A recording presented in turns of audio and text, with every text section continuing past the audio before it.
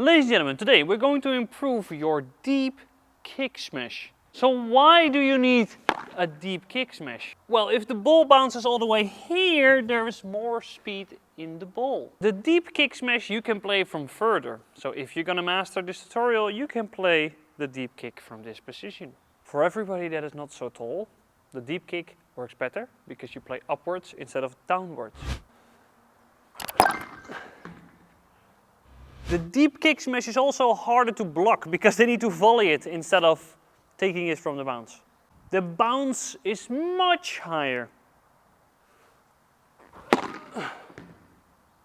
It also works great on the right side. It also bounces up way higher, which makes it very effective for a straight smash.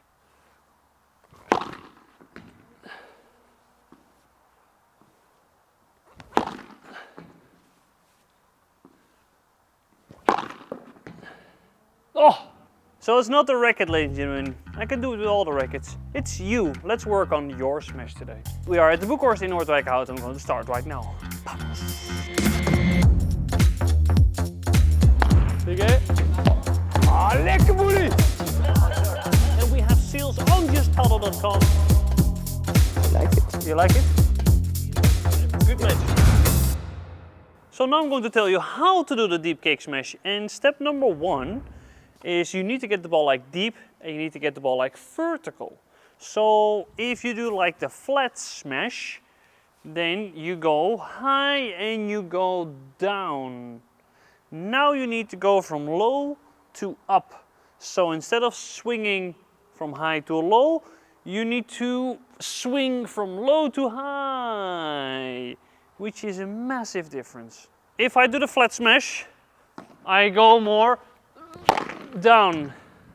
This one had a little bit kick. So the kick smash is more something that you do when the ball is behind you, so the ball bounces upwards. So I need to make sure that I am low and I swing up, because then I can get the ball out. This is not the follow through, but this makes the ball go out.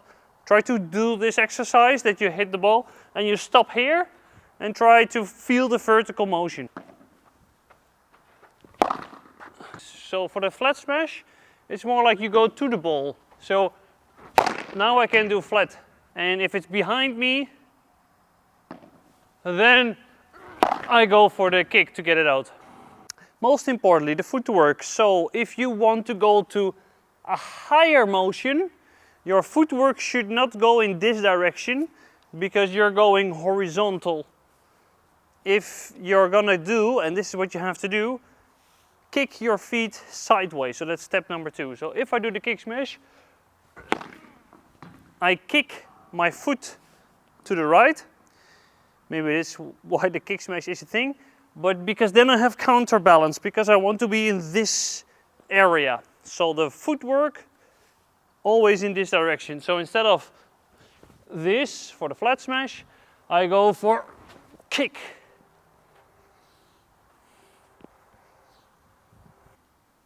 So flat,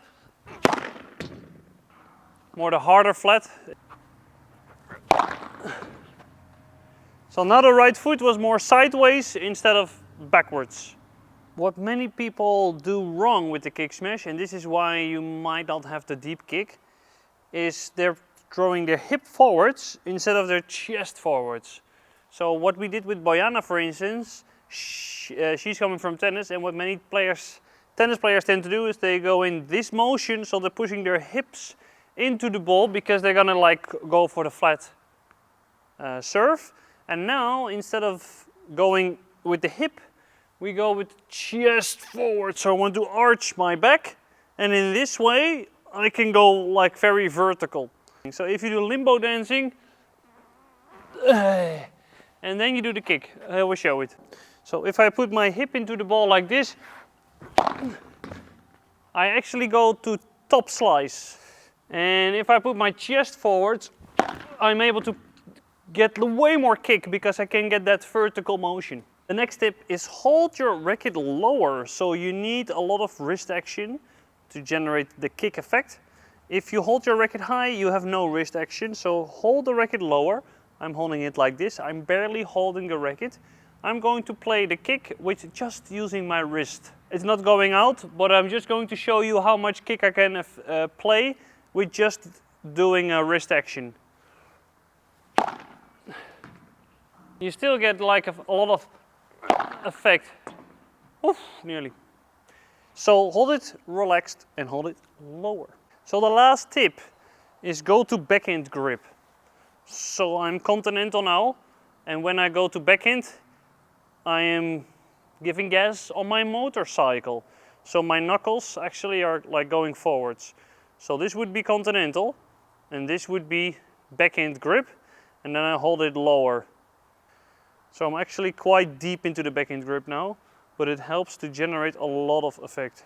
This would be continental, and this would be eastern backhand. With the continental grip I can still play the kick smash with a lot of effect. Let's try to see the difference with the backhand grip. In this series I played it a little bit too hard. So what you can also do is to try to close the racket a little bit more, because then I get more effect.